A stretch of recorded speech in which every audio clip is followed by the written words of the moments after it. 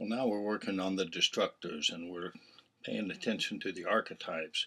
I've got a forum set up for you because I want you to explore the different archetypes that Northrop Frye tells us about. Archetypes are the models we use for all the symbols that there are. There are people who are symbolic, but there are also many other things that are symbolic as well. If you get into the discussion, you'll see that I've lined out a bunch of different categories, beginning with the divine, the angelic, paradisal, then the human, animals, plants, minerals, forms, non-forms, seasons, and monsters. In devising a story of your own, you need to be aware that you've got all of these things that you can be working with. And it helps if you've been through a story like The Destructors to see just what all is in there.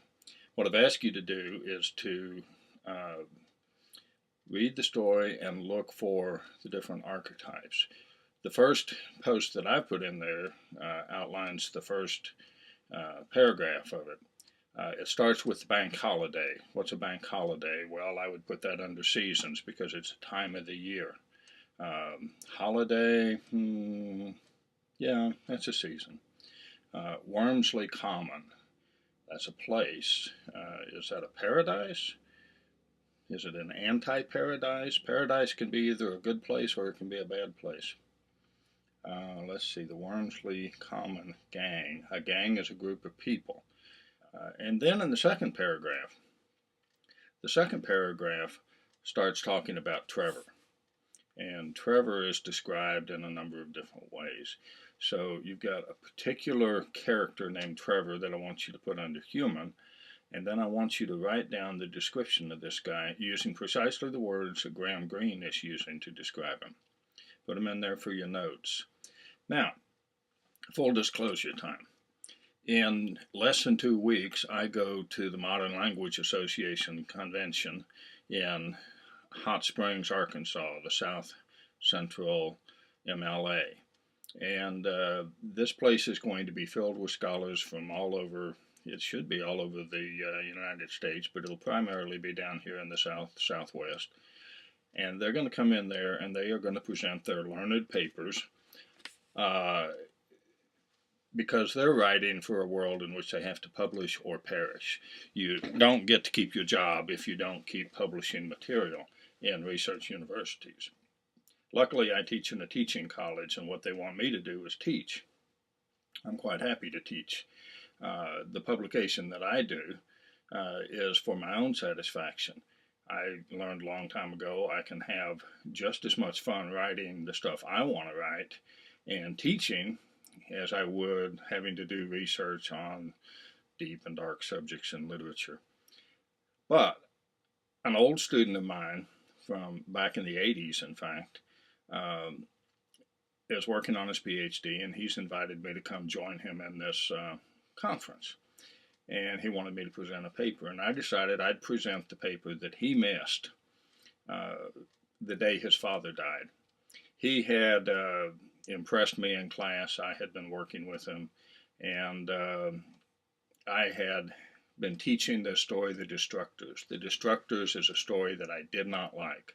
I thought it was an ugly portrayal of society badly gone wrong. And when I got to the end of the story, I just couldn't find anything there that I thought was redeeming. But after a couple of years of not teaching it, I decided, well, okay, I'll take another look at it. I was kind of bored with what we were doing, so I pulled that one back out again. And what I had done was I was working on my PhD at that time, and I had come up with a whiteboard that looks like this.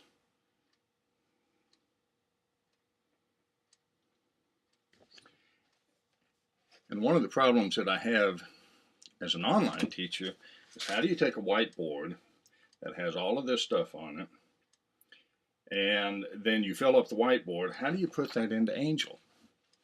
And that's sort of the problem I'm working with right now with you guys. I want to do this. The way it works best is with a whiteboard, and I fill this thing up with all the information, and by the time we are through, you would see very graphically what it is that I'm trying to point out to you. This is an experiment of sort to see if it works within a discussion forum. We have a changing world, don't we? We used to write one way, now we try to write in a different way. We're trying to figure out how this new technology works so that we can, I think, invent new forms. So one of the problems I ran into was I like to do it like this. I wanted to take an angel discussion to the conference, but then I found out that they weren't going to let me have a projector or a computer. I'd be lucky to get a whiteboard. Well, how am I going to present this information to this conference? First of all, I'm going to go through this story here, just like you guys are doing, and I'm going to use these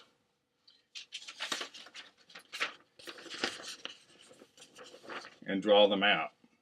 And then when I get through, I will fold them up and put them into an old-fashioned book, and I'm writing the whole thing by hand. And one of the things I want to do is demonstrate the evolution of writing from handwriting on paper all the way up to the desktop publishing and HTML kind of publishing that's available to us now. I will complain about the fact that I don't have the projector. But in fact, I'm having a lot more fun trying to figure out how to take a whiteboard, develop it in Angel, and then put it into a good old-fashioned paper book. So, I'm having fun with this thing. I need you to get in there and help me out on this thing. I already know everything there is to know about this story. If you teach me something new about this story, I'm going to be surprised. I'll also be delighted, because I would love to learn something new. But what happened in that lecture was, I thought I knew the story. I didn't like the story. I elaborated all over the board, all of the things that we pulled out of the story, and in the last minute, something went on the board that completely catalyzed everything that was already on the board, and the story became something entirely different than what I thought it was, right there in front of the class. So here's the problem. I don't want to tell you what it is. I want you to go searching for it. I want to explore this story, looking at the archetypes, and I will reveal it to you after we've done significant work on it, and you know everything there is to know about this story too. So help me out on this thing. I will keep you informed, and when we are through with this thing, I'll have finished writing a new piece. Part of the joy of creative writing is it's not just writing a poem or writing a story. It's designing online classes and designing projects like this for the South Central Modern Language Association. Come help me in the forum.